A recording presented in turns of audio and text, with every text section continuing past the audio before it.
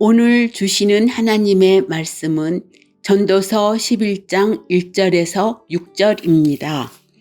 너는 내 떡을 물 위에 던져라. 여러 날 후에 도로 찾으리라.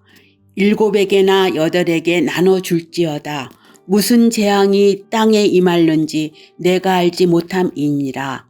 구름에 비가 가득하면 땅에 쏟아지며 나무가 나무로나 북으로나 쓰러지면 그 쓰러진 곳에 그냥 있으리라.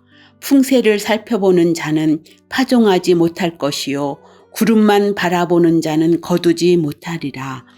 바람의 길이 어떠함과 아이벤 자의 태에서 뼈가 어떻게 자라는지를 내가 알지 못한 같이 만사를 성취하시는 하나님의 일을 내가 알지 못하느니라. 너는 아침에 씨를 뿌리고 저녁에도 손을 놓지 말라. 이것이 잘 될는지 저것이 잘 될는지 혹 둘이 다 잘 될는지 알지 못함이니라. 아멘. 성경을 읽고 묵상을 하며 이 성경을 해석하다 보면 도무지 내 생각으로 내 머리로는 해석이 되어지지 않는 그러한 부분들이 등장할 때가 있습니다. 그럴 때면 우리는 분명 이 속에는 내가 모르는 영적인 의미가 있을 것이다 라는 생각을 가질 수가 있습니다.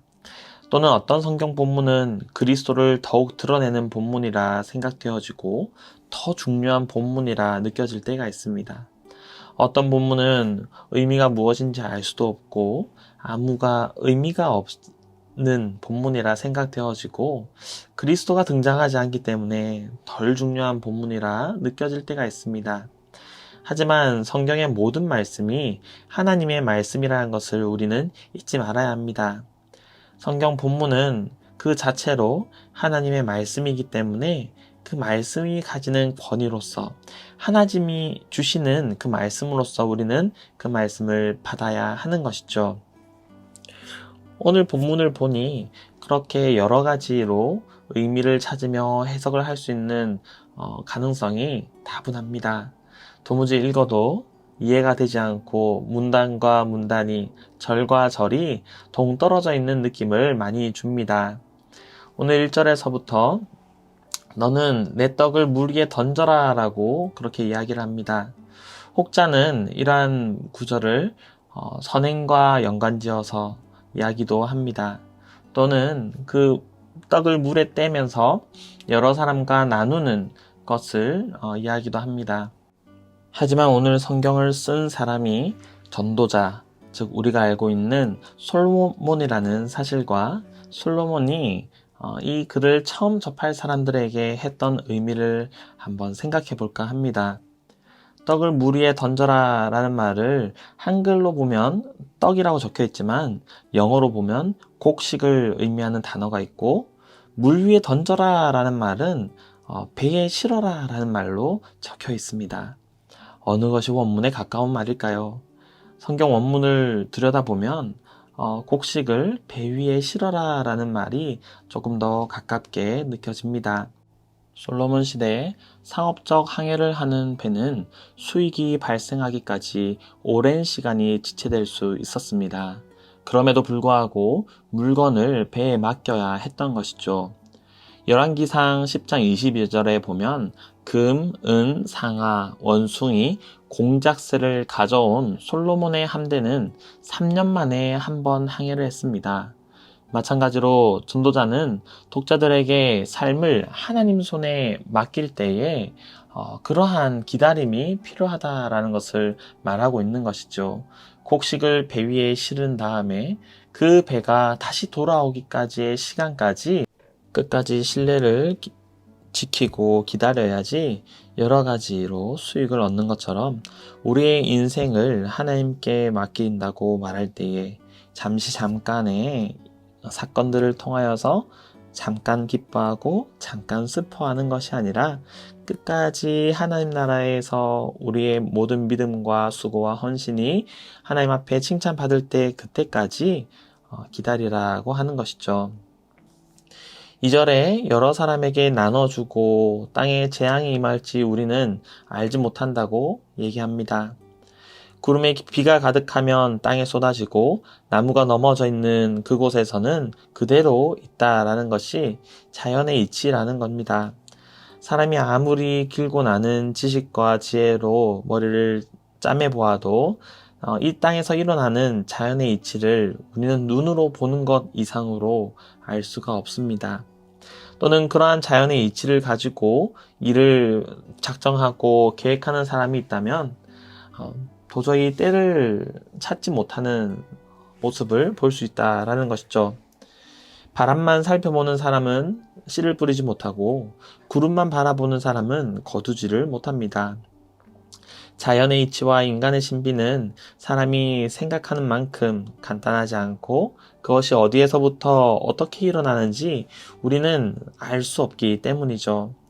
5절에 바람의 길이 어떠함과 아이벤자의 태에서 뼈가 어떻게 자라는지 우리가 알지 못한다라고 말합니다.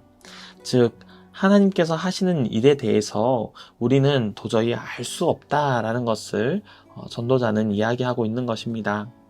이 바람이라는 단어는 성령으로 해석이 되기도 합니다.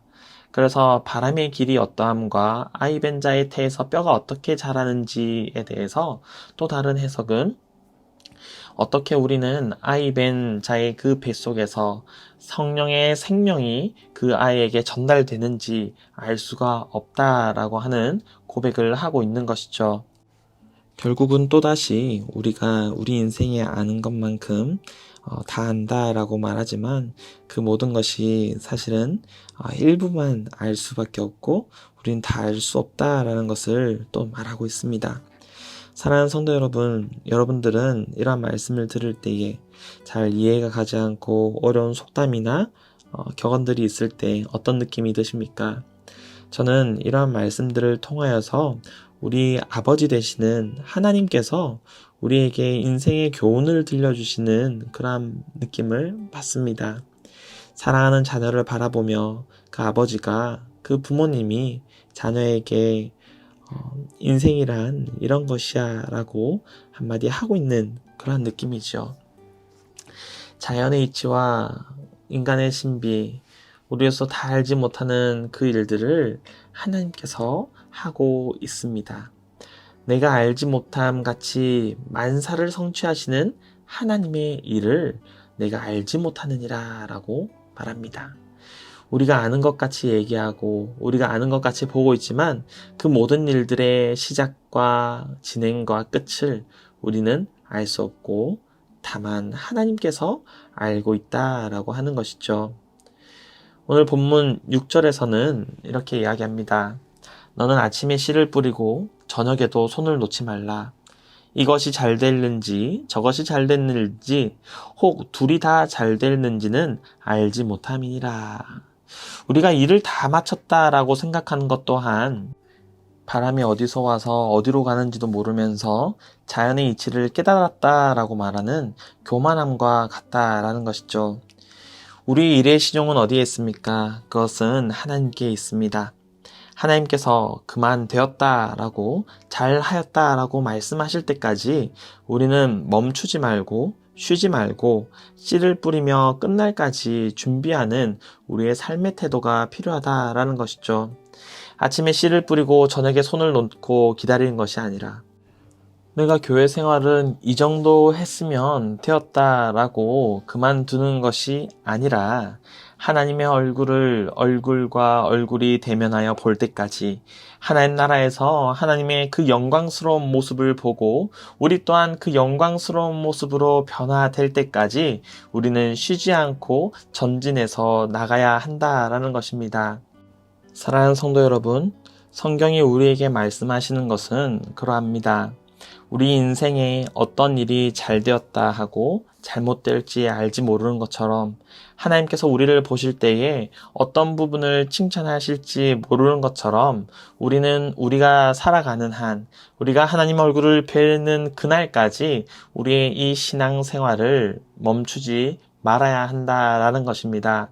서로 사랑하고 구제하고 봉사하고 말씀을 읽고 나누고 함께 울고 함께 웃는 이 모든 일들 가운데서 하나님께 영광을 돌려드리는 저와 여러분의 삶이 되기를 간절히 바랍니다. 오늘 말씀을 통해서 기도할 제목이 두 가지가 있습니다. 하나는 하나님의 섭리는 그저 평온하고 긴장 없는 생활이 아닙니다. 날마다 마주치는 상황 가운데서도 성령 하나님께서 도우시는 그 손길을 통하여서 우리로 하여금 살아가게 하십니다. 그렇기 때문에 하나님의 도우시는 그 손길을 누리며 살아가는 저와 여러분이 되시기를 간절히 바랍니다. 두 번째로 유아 세례 교육을 위해서 함께 기도하기를 원합니다. 가정에서 언약의 백성으로 자녀를 교육하고 양육하는 일에 헌신하는 부모님이 될 수 있도록 성령 하나님 도우시고 교회와 가정과 가정들이 그 자녀들을 위해서 함께 힘쓰고 애쓰며 기도하며 노력하는 교회 공동체 될 수 있도록 함께 기도하시고 개인 기도하시기 바랍니다.